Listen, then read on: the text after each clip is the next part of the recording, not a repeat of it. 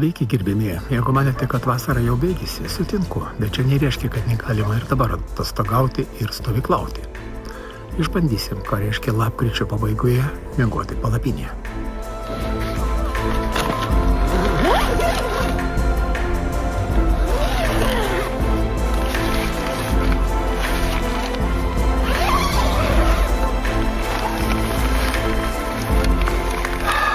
Termometras rodo +2 lauke kol kas.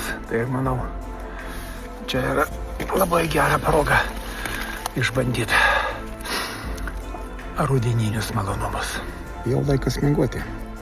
Šalia mane yra mažas, toks nešiukas.